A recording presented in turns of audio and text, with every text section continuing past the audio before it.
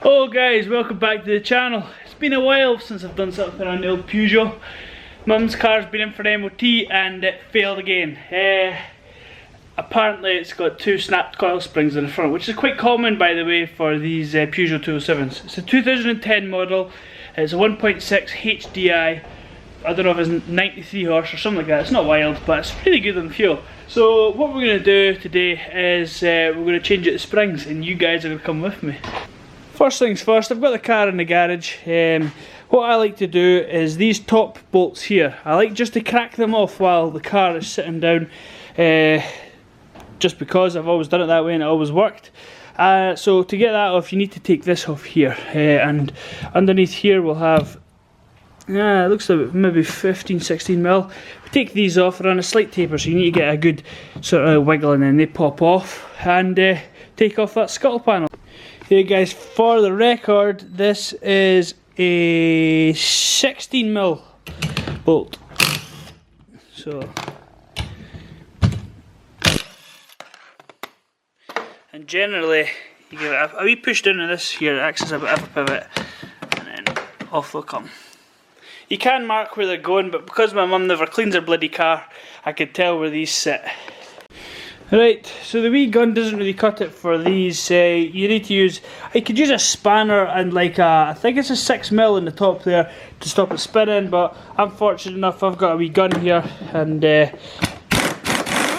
can brap these off. So I just take them near enough off, wee buzz on again the top, just so they don't fall apart.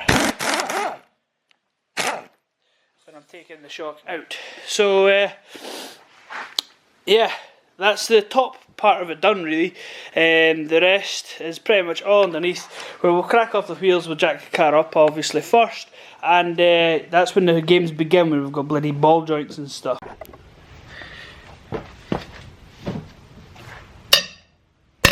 Fucking hell, they're tight. Oh, who the hell done these?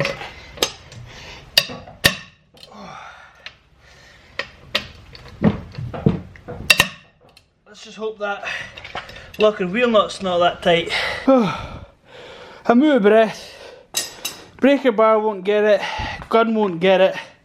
Lock and wheel nut is completely seized in there. We had this issue in the last video if I mind right, but we didn't get lock and wheel nuts.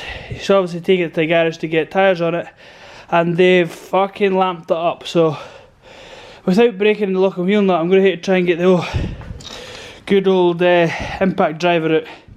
This is how I fixed it last time. It should do it again, but this is looking a bit. She's taking a beating, so I'm gonna have to get a new one of them at some point. But let's take it to the wheel nut and see if we can crack it off.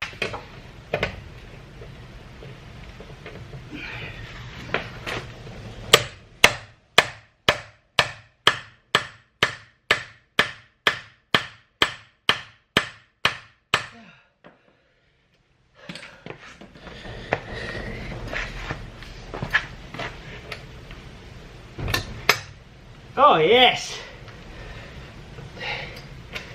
Beautiful. Let's get this out of the way. Whew. As you can see by design, it's just points, and the points slip inside these, but look at the state of them. Over the years they just start to round off, so the only way I've found of getting them off is by that impact driver. And it's going to the other side. Right guys, so the wheels are off now. You can see splash marks where I splashed WD-40 on some bits and bobs. I've also taken a wire brush to the threads as well to try and help them. You know, in this ball joint here, that ball joint, sorry, the anti-roll bar there, and there's one actually underneath here. And then you have a clip.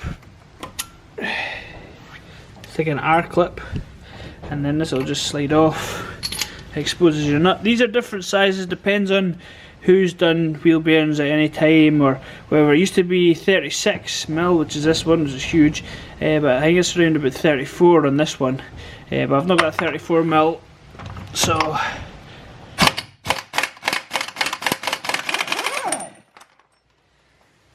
just brap off of this. This thing's a monster, a gun, and that should be free.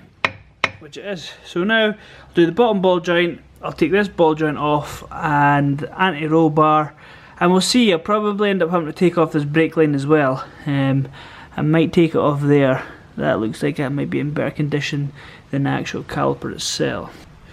So yeah, I got the bottom one off okay with the gun, but this one here started spinning, so yeah, what I've got in there, if this G7X would just chill out and actually focus, is, come on, there you go, 5mm Allen key into the centre, and then I just use my 17mm spanner and take it off just the good old fashioned way, like this.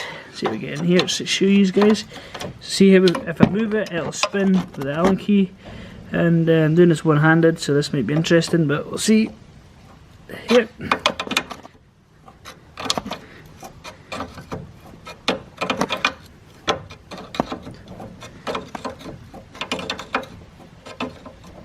Sometimes you have to cut these off and it can be an absolute nightmare, so I'm kind of glad that these are coming off okay.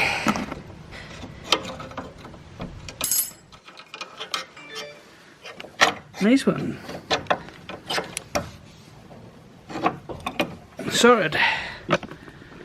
Yeah, so this bit may be difficult to show you guys, but what I'm trying to do is I'm trying to pop out this ball joint. What I do is I get a bar sort of wedged in there to try and help push down on this. And as rough as it is, you basically take a hammer and you want to smack this piece here while pushing down.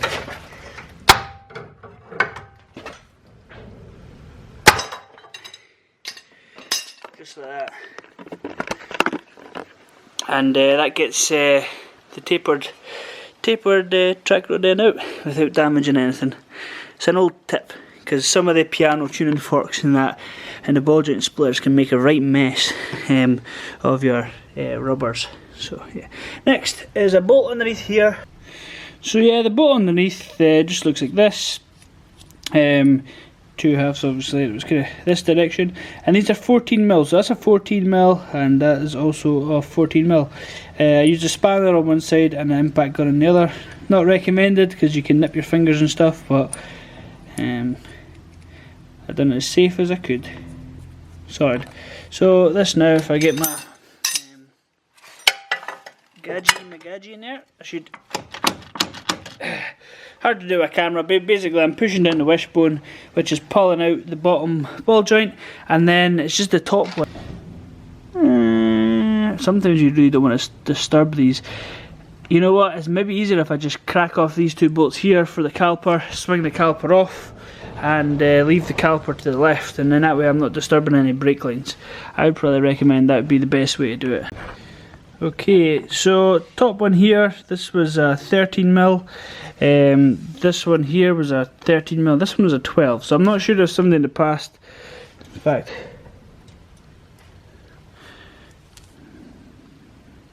nope, they are the right bolts, and they're a different type to that, so nobody's got them mixed up. So yeah, basically the bottom one was a 12mm, the top one was a 13mm, and this was a 13mm too. I just put the bolts back in there so I don't lose them. Yeah, I'm going to get my big screwdriver, but you can see what's happening here. I just need to basically lift off this caliper, and I'll swing that down to the side.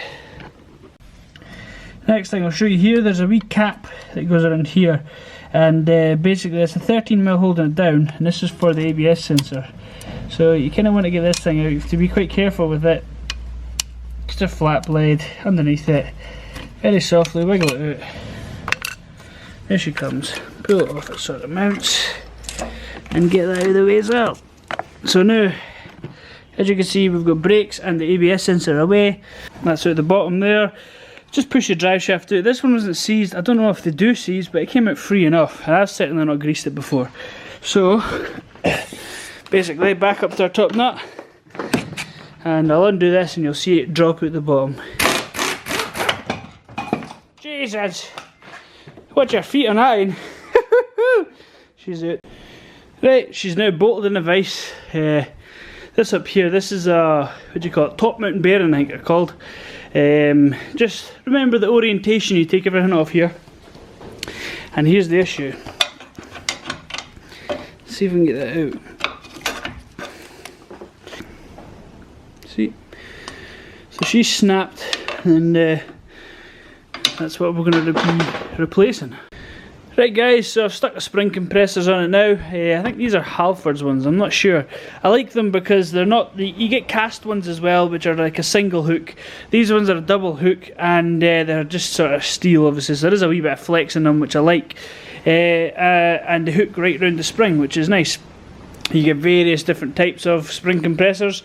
This is just ones I've used for a long time and I like them. So yeah, up here I've just got there's a square bit in there for me to stick a 1/2 inch hatchet on it. I'm just going to compress these down, compress the spring down just enough, and I'll whiz off the top bolt and take the spring out. Ha! No man has ever felt fear until they've done this, I tell you. So now I'll just whiz off the top bolt. And there we go, it didn't spring and hit me in the face. So yeah, like I say, top bolt. This is a bearing, so this is this way down. Bearings look alright. These are typical for going these bearings. And top colour here.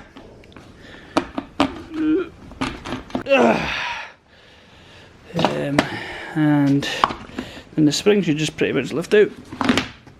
Sorted. Right, new springs around here. These are is it Anshar or something? Anshler. Yeah, Anshler. And with these beasts, I think, can't remember.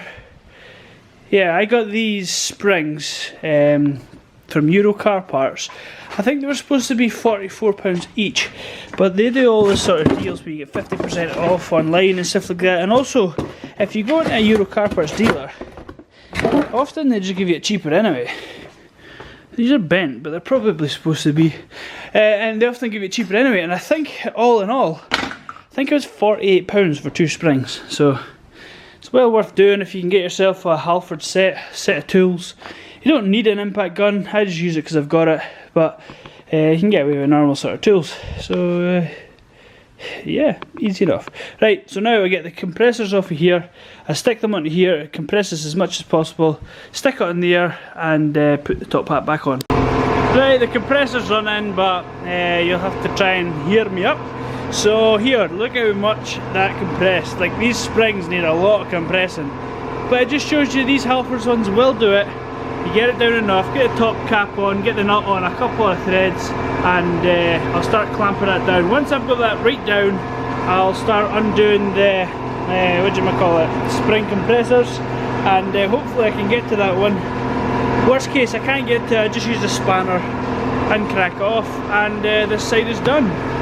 There we have it, nut is ramped all the way down, boot is on, spring is on, and now literally just stick it in the car and we'll put this top nut on through the top there, and yeah, just reassemble as we took apart. Simple as that. And there we have it guys, brand new spring on. So everything's reassembled, everything's tightened up, everything just went back together as it came off.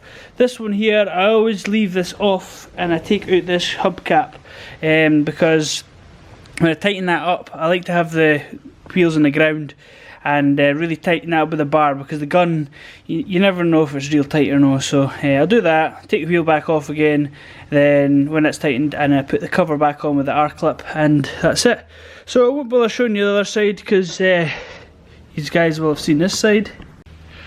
The other side's just the same as this side, same thing, but this went actually quite easy. If you guys are watching this and you're doing it step by step and you think, wait a second, how the hell did he get that off?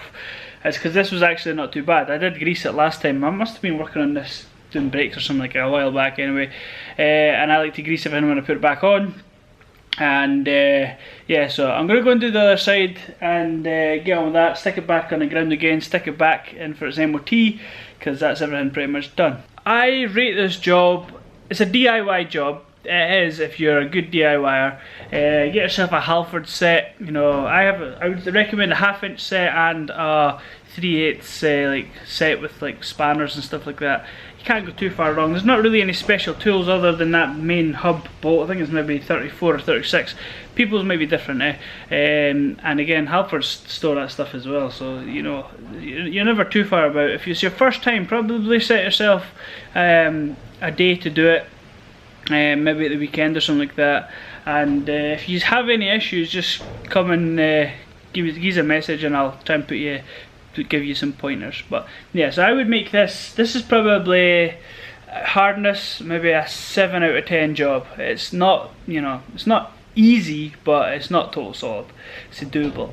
So anyway guys, I hope you enjoyed the video anyway. It's not professional in any sort of way. Again, I'm a DIYer myself. I'm an electrician to trade. I'm not a mechanic. So if I can do it, I'm sure you can too. Right guys, catch you in the next vid. Cheers.